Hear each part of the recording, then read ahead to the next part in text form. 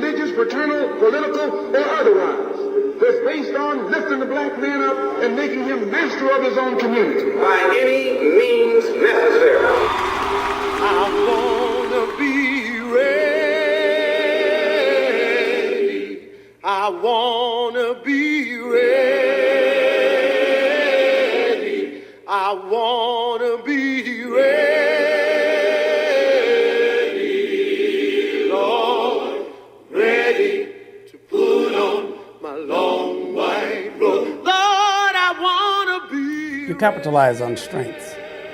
Your strengths invariably will be the young ones. There were kids, high school kids on the march. We call them kids, but they were young adults. Responsibility, justice, authority, and freedom.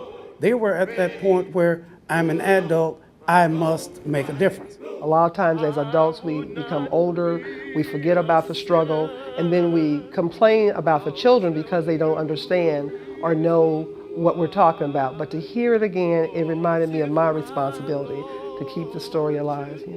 I cannot, will not, refuse to continue doing what I'm doing. If I die, I die.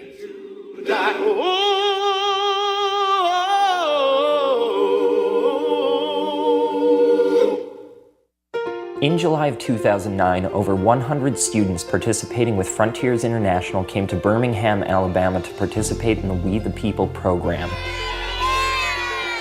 While in Birmingham, they would learn about the civil rights movement, compete in We the People hearings, and have a little fun too. We left from Gary at 1, and we got here 11:30 at night. It was a long ride. The students traveled from throughout the Midwest and southern U.S. to Birmingham. Some traveled over 13 hours, and many had been on the road since the previous evening. Their long journey had actually begun years before when Frontiers International partnered with the Center for Civic Education to participate in the We the People program.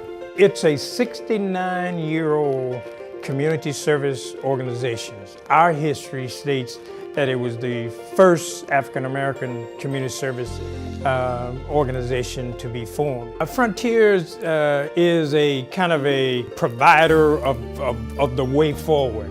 Currently we're in 26 states, and all of us are in urban communities where we think the community service provision is most critical. This particular weekend, though, we're partnering up with Frontiers International, which is an organization that involves urban youth and civic education. They brought a number of children from various states in the Midwest to Birmingham. One, to study about the civil rights movement, and two, to testify on constitutional questions. The students began by studying their We the People textbooks and following the curriculum at home with their local Frontiers International chapters. Then on July 9th, it was time to take their hard work and knowledge to the road and travel to Birmingham. I want to welcome you all to Birmingham, too. So when I say the name of your city, clap really loud so you let me know if you're here. Nashville. Gary. Students came from Decatur, from Gary, Indiana, from Nashville, and from Milwaukee. I think it's better for us do this program because it helps us learn about the Constitution and our rights as a citizen of the United States. And I didn't know before we came here. Half the stuff I know now. I didn't know anything about the amendments. I didn't really know about the Constitution. Before they could even make the trip, the children had to dedicate themselves to the We the People program. They spent their free time outside of school meeting with Frontiers International to study the material. I play football, and we have practices in the morning, so I would skip football practices to go to the meetings and sessions, so I feel it has been worth it, and I have learned a lot. Many of the groups were composed of students from different schools. Indianapolis. Decatur, Illinois. Gary, Indiana. The question on many minds was if that preparation and dedication would pay off during the competition. We have been working hard, we've worked very hard, and like every team here, I hope we do win. But the main goal here is to teach people their rights, because if you don't know your rights, you won't get far. It's our gut feeling that civic duty, that drives our civic duty. With the competition still 2 days away, they would have to anxiously await their time in front of the judges. First, though, they had an intense and personal introduction to civic education waiting.